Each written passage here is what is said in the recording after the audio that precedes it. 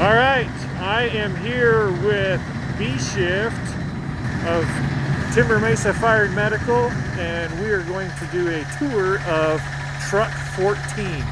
We got JD Pepper is going to be kind of guiding most of our tour for us. And we're here at good Shoalo, Arizona, Station 14. And we'll just kind of get the truck outside. I know that during these times right now, things are kind of crazy. Maintaining social distancing, even us as firefighters, we now actually have to make sure to keep everybody safe. Not only the public, but we also need to keep ourselves safe. So as we go along, so here we have firefighter JD Pepper. How you doing this morning? Okay. Great. So let's just show us some stuff of what this truck is capable of doing. Okay. So this is a ladder truck. Obviously, we've got an aerial ladder on top of it. We also have the capability of running attack lines off the side of this truck. Just like a regular fire engine. So this truck has the capability of kind of doing both. Some ladder trucks that you'll see are just the aerial and they just run a pipe, but this truck is dual purpose, so we can run attack lines into a house fire from the side of the truck as well. So let me shut it off real quick so everybody can hear me.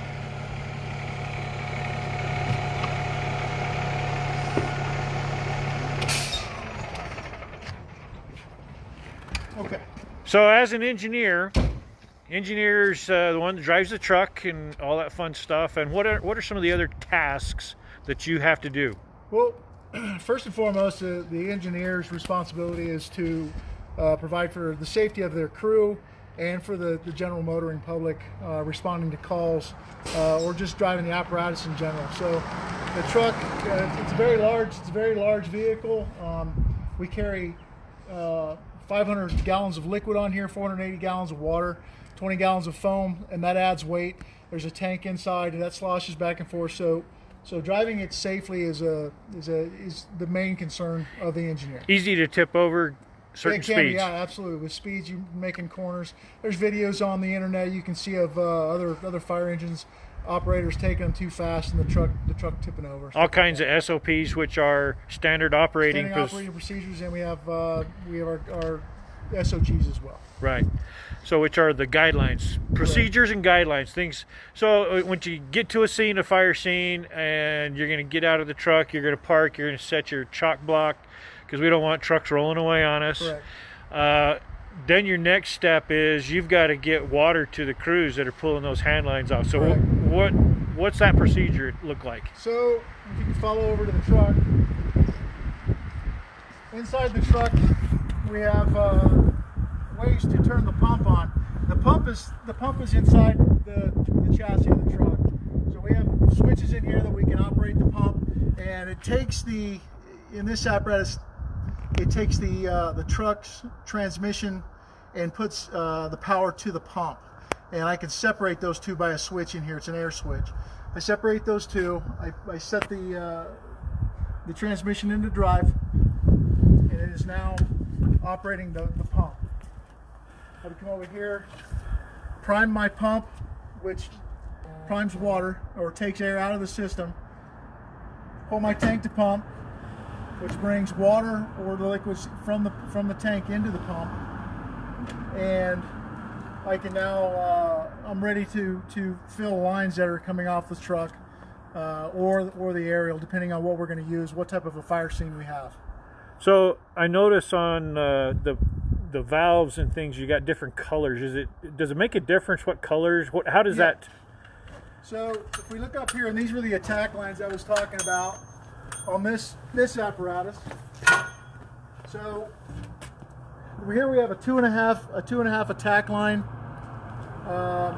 These two over here are 1 3/4 attack lines, and down here the colors and the nomenclature written on it is going to correspond with the valves that we're going to pull open. So if my firefighter that's on here, Adam Radney, say if he pulls this number 1 cross lay off of here, this yellow line, which is 1 3/4 inches, and he takes off to go attack a fire with it, what I will do is, depending on what the captain calls for or the fire load on the structure that's burning, I'll pull this number 1 cross lay, which corresponds with this cross lay here. And a lot of that's because you're not seeing them, so you don't know. So it's easier to identify when they say charge the yellow line. You're charging the right line. Correct. When they pull off the line, I'll be able to see this and then correspond. The captain's going to give the orders in the truck when we roll up, or command will give the orders of what they want done. We'll follow those orders. The firefighters will follow the orders and pull those lines, and the engineer's responsibility is to get water in those lines and to the firefighters that are fighting the fire. Nice. So I noticed this truck is quite long. What other capabilities does this truck have? Well, again, we have the aerial, and it has a nozzle, and I can dump a certain amount of gallons of water onto a fire or a structure if need be. So when you talk nozzle, this is going to be the nozzle that you see up there. What's the height that this ladder can extend to? This is it's a 75-foot stick. So 75 feet off the top of the Which is fairly equivalent to about a 5-story structure, correct? Yes. So we also have other lines on the truck. We have a bumper line. It's 100 feet. It's also 1 3/4 inches, but it slight technical. Okay, we can't go too far to the front because we lose connection.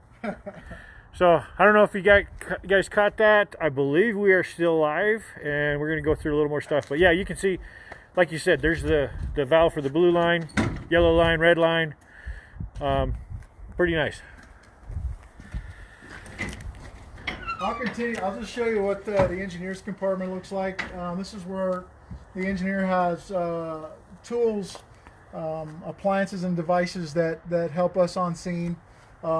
Here we have a piercing nozzle. Probably a lot of people have not ever seen something like this here. It's sharp-ended, or it's got a sharp point on the end, and you can use it for things like, let's say we have a semi-trailer, the enclosed box, the contents is on fire. We can pound this into the side of the trailer and turn it on. It connects to one of the lines on the outside from here, and you can turn it on, charge that line, and put out fires inside of enclosed boxes. It can also be used in basement fires. You can pound it down through the floor into the basement ceiling and through the basement ceiling. It actually works like a great big sprinkler inside that basement, so it can be used that way. Or even up in attic spaces too, I would assume. Correct. Yep. Again, there's more appliances down here. We have extra amounts of hose that we can use to supply water to us or other lines. Our engineer Garrett sits here. We have an SCBA pack here, self-contained breathing apparatus. It's full of air. A lot of people think it's oxygen. It's not. It's just regular air. And a little toolbox that allows us different tools to work on the truck. Nice. It looks like we got a pretty good following watching our little live tour here. Since we can't, I know typically throughout the year we get groups, mostly school groups, that come and want to do station tours and check out our engines and trucks. And what's the difference between an engine and a truck? Well, the truck, obviously, the one big difference in us and a regular fire engine, or a pumper as we call it, is our aerial ladder. So all of our fire engines have ladders on them. Even ours, we have portable ladders, but this one is just stuck to the top of the truck and goes up much higher than the other ground ladders that the other engines have. We can use this ladder for different things. We can use it for gross decon or decontamination of scenes. We can use it for rescue operations out of windows that are above the ground level. We can use them on fire scenes if we're on a defensive fire. We can use it to raise the ladder and put it up over a fire scene and put water on the fire without putting personnel in harm's way of either smoke or the fire itself. Nice. So what other stuff in the cabinets do we have going on? I noticed they use every bit of space on this. We try to use as much space as we can. We've got cones, cribbing and blocks for vehicles that are involved in collisions or rolled over. We can use it to block up or shore the vehicle so they don't roll and move around. We have extra rope. We have extra air bottles that we carry on this truck, as all of our apparatus do. Which is pretty nice that they use that space that before was never getting used, but now they're using it for all different kinds of things. Correct. So more air bottles. We have a fire extinguisher in here. This is a dry chemical fire extinguisher. Nice. We have a pressurized water extinguisher on the other side. Right here we have salvage tarps to use in salvage and overhaul operations once we're inside of a fire, and we've got the main portion of the fire taken care of and knocked down. We can go ahead and start putting these over things such as the residents' furniture and stuff like that to try to save them from any more damage from smoke or water or whatever. Right here is what we call in the fire service is what we call the irons. And it is a Halligan tool and an axe, a flathead axe. So let's pull that out real quick. Let's take the sun's not letting us see it very well. So these are your typical standard tools that firefighters are going to take with you on pretty much any incident. Not only fires, but cars, tools that help create that we can make entry or access just about to anything whatever. that we need to make access into, gain entry into, we can use these tools to get in. So I noticed that, sorry to go back on one of the cabinets, but I noticed we've got a message. Becca Adams is asking what the black circle next to the Y. I think that's going to be back in the engineer's compartment. Oh, okay. Let's see if we can figure out and answer the question for her. Yeah, if you guys got questions, go ahead and ask them.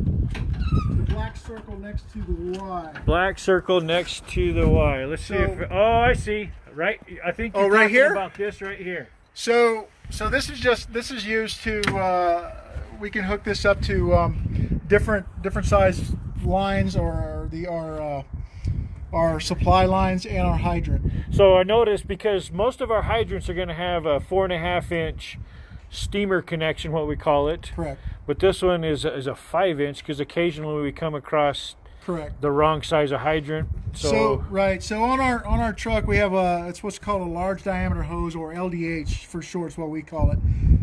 It's a supply line that supplies a lot of water to this apparatus or to other apparatus that are on fire scenes. This right here, this piece is a piece that this end will attach to the supply line, or the LDH, and this line will attach to the steamer side, or the large cap that you will see on a fire hydrant. And in our area, those caps, what we call the steamer, is the painted. It's a different color than the hydrant. The hydrant is going to be yellow, but the cap is going to be a different color. And so that color lets us know exactly how much water is capable of coming from that correct. hydrant. It tells us how much our water supply. Our fire flow, we call it. Correct, coming out of that hydrant itself. We got a comment from I don't know if I should say his name. Of course I'm going to say his name. Clay Wallace. He says, I heard that only real engineers have mustaches. Nice one. I shaved. JD actually had a pretty cool mustache going on there, but you know, times have to change every now and then, and I bet you'll see it back soon. Who knows? All right, so this is our saw compartment. One of the things that the ladder company or the truck company is tasked to do with are roof operations or gaining entry. So we carry, instead of the normal 2 saws, we carry 4, just based on what our job may be on a fire scene. Because typically a ladder truck is the one that's doing the roof operations, correct? Roof operations, right. And so for ventilation, you need to be able to cut through, because we have lots of different kinds of roofs, don't we? We do. You know, you look around, in our area, you'll have You can have steel roofs or metal roofs, asphalt shingles. You can have shake shingle or wood. Not too many tile roofs in this area. There are a few. Down in the valley, you'll have tile roofs, that type of thing. So in order to... But it'll still cut through that tile, won't it? Yeah, it will. Normally, if you're on a tile roof, we'd probably just break the tile and get it out of the way so that we have the roof decking to cut through, and that'll be a lot easier than trying to cut through the clay tiles. So, but different saws for different jobs. Nice. And we adequately answered Becca Adams' question. She said thank you. Awesome.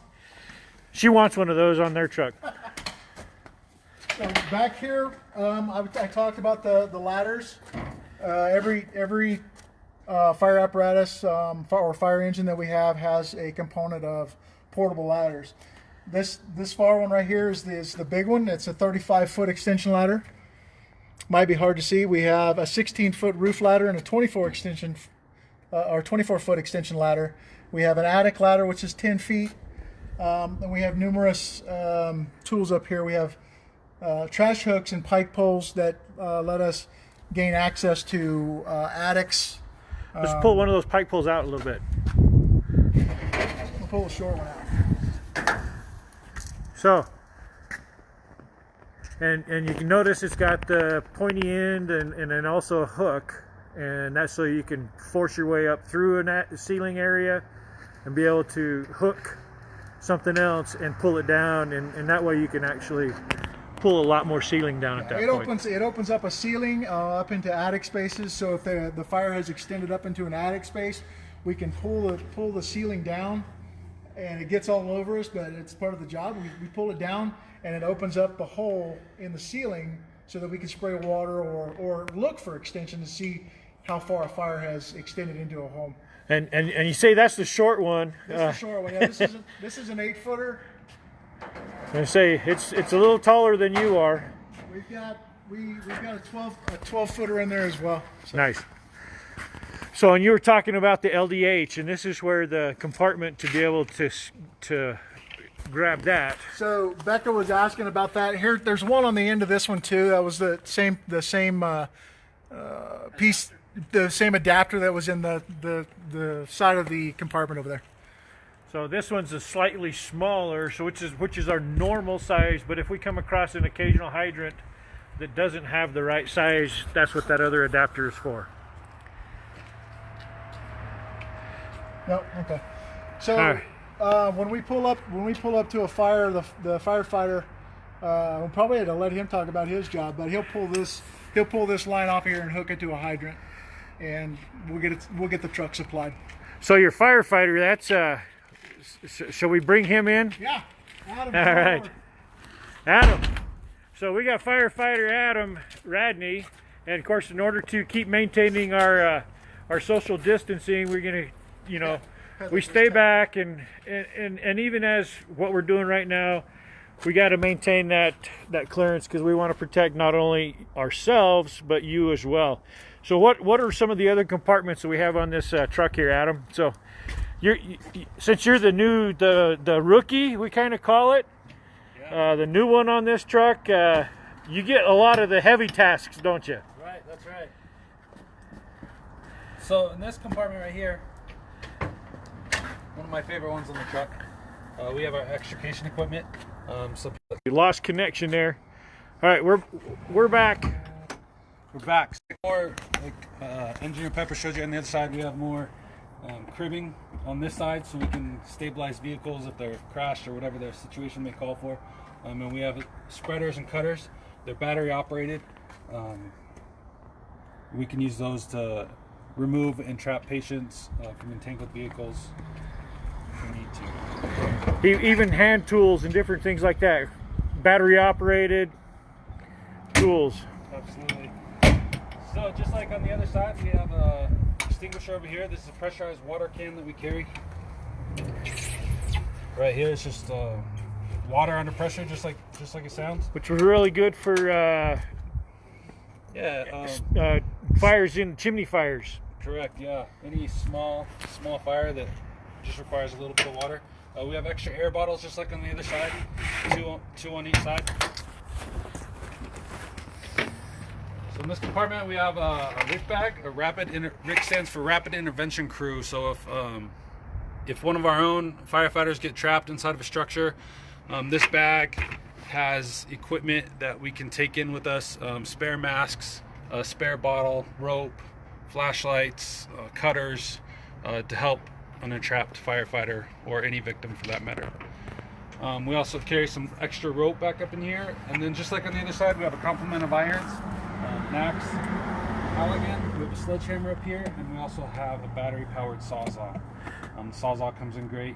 We use it all the time, cut out windshields, any metal, most metal objects that we need to cut. A lot safer cutting a windshield with that rather than trying to break it and if we got to remove a patient. Absolutely, does it real clean, keeps the job nice. So in here, a large majority of our calls are medical calls. So this is where we keep all of our medical equipment. So we have our jump bag where we carry most of our gear. So if we're gonna apply oxygen, we're gonna start an IV, the paramedics are gonna do an intubation, anything along those lines, that equipment's gonna be carried in this bag. And we carry that into all of our EMS calls. We also have our monitor. So we use this to take blood pressures. That one you can also even shock a patient? It does, yeah. This is a defibrillator, so it also shocks the patient, takes a look at the heart. We carry a glucometer in here to check blood sugars. So it's a very handy piece of equipment that we use on every medical call. A lot of equipment. So the only thing that you cannot do with a medical patient is transport then, correct? Correct, yeah. We don't transport patients in this truck. We have our rescue companies throughout the district that do that for us. I know a lot of questions I get asked out in the public is, why do you send an engine and a rescue on medical calls? And it's a lot of times because maybe the rescue, which is an ambulance, might be further out and our engines are closer, so now you have all the equipment to still be able to take care of that patient. Correct. But yet... And in the fire service, we train and work best as a team. So we train all the time to work together, and we know the roles and responsibilities of everybody on the truck and the rescue. So we work well as a team, and we handle the situations best. Right, because the information getting into the dispatcher, is it always correct? No, you never know what you're walking into. Right, so we'd rather have too much help than not enough. Absolutely. What else we got? I think we're about to the point we can actually fire this truck up. What do you think? Sure. So anybody have any questions so far that they want answered before we do that? So we got 12 people watching right now. In fact, when we actually go on medical calls, we got Captain Mix here. He's dressed up. This is how we're typically going to show up on a call, and in a lot of cases we may actually even have a full gown on, correct? That's affirmative, but it depends on what the patient's symptoms are. But as of this COVID-19 pandemic, we're wearing gloves, eye protection, and our N95 respirator. So we'll be showing up to pretty much all calls, protecting ourselves and protecting the patient. So the dispatchers are actually asking the patients to find out what kind of symptoms. So please, if you happen to be one of those that calls 911 and they start asking you these questions, please answer them honestly and appropriately, because it's not only protecting you, but it's protecting us. Yeah. Also, if you are having a cough, we'll put a mask on you, and that'll protect us as well from the droplet exposure. Right, and likewise, it protects the patient as well too, because who knows, anybody right at this point can actually be a carrier without symptoms. Yeah. And we got a thumbs up from Dixie Bar. Just happened to my mother-in-law, and also a yay from Paula Mix. Nice. I wonder who that is. Yeah, that's my better half. Nice. So yeah, let's go ahead and fire up the truck, and let's see what this aerial. Let's get a little example of how this aerial works. I'm going to come around from the back side again.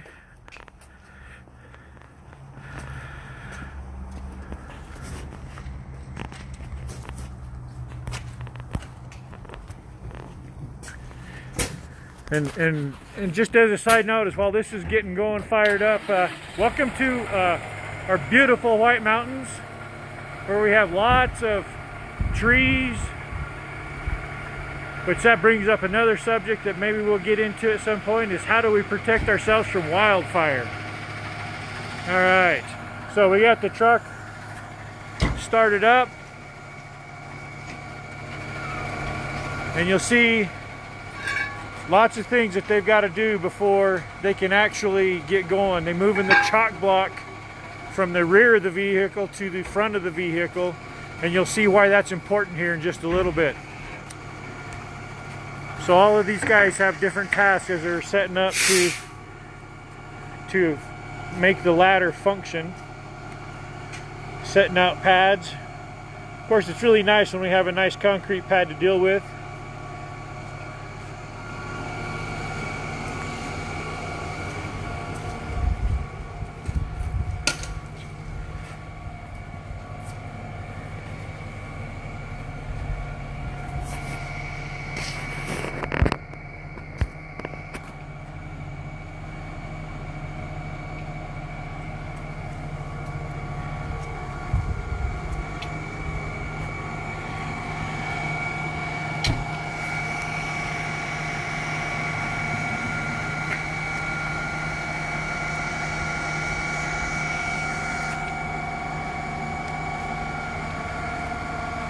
So I noticed that our firefighter Adam, he's wearing his helmet. Yes. Why, and gloves? Why is that important? Yeah, we always want to protect ourselves with our PPE. We always use helmet, gloves. We have leather boots on, long pants to deploy the ladder. It guards against any incidental injury while we're setting up the ladder or operating the ladder. So right now they're extending the supports that not only give a wider base of support for the ladder, but what else do the supports do for us? It levels up the... So the outriggers that are on the side, they level the truck. They also allow for support for when we're moving the ladder off to the sides. Obviously there's a lot more weight with the ladder, so it stabilizes the truck so that it doesn't tip over. I notice, kind of going off sidetrack a little bit here, you got a different helmet, don't you? Yeah, I do. So you got one of the new style helmets coming up that we're kind of switching out to. Looks more like a motorcycle helmet, but how does that help you as far as in the fire working a scene? So these are the new helmets that we're all going to be transitioning to. This is the Gallet style helmet. This is the first time that I've had a real experience with it. I just got it this last week. The helmet is a lot more comfortable, I will tell you that right now.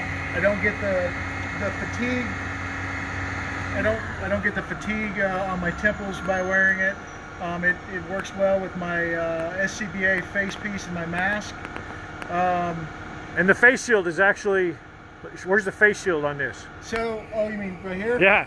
So it's got a built-in face shield that it's easy storable out of the way if you don't need it, but if you need it, it's right there. So yeah, it's you know, I got to be honest, so far so good. Nice. Well, let's see how this thing works. Okay.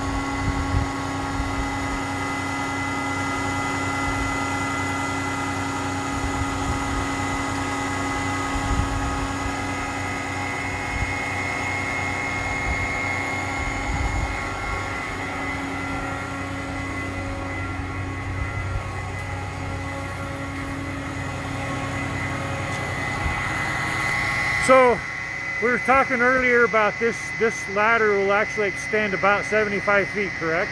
Yeah, it's actually counting the body height also that reaches about 75 feet in the air. Now granted, because we're so close to the building, we don't want to rotate, but what's the rotation capability of this? It can rotate 360 degrees in a full circle. Your best advantage is working off of the back. You'll get the most use out of your ladder, your longest reach. If you go over the cab, it shortens your reach of the ladder. Right, so you're closer to the structure or whatever from the back end, Yeah, rather than the front. a lot of times we'll back into a scene just so we'll have further reach. Right, you can see actually right now that tree, and you're not fully extended at this point, are you, JD? No. So, but you can easily see how an apparatus such as this is very beneficial in the fire service. In fact, I think one of the things that we've actually done with it is because we have a lighted flagpole, and we can actually reach to the top of the flagpole and change out the batteries as needed, which makes it a lot easier and safer Yeah, it sure does. for things such as that. You can see in this ladder, it's actually looks like a trough or railing, so that we can actually, because at times we may have to climb this ladder, and it gives you a handhold to be able to safely climb a ladder.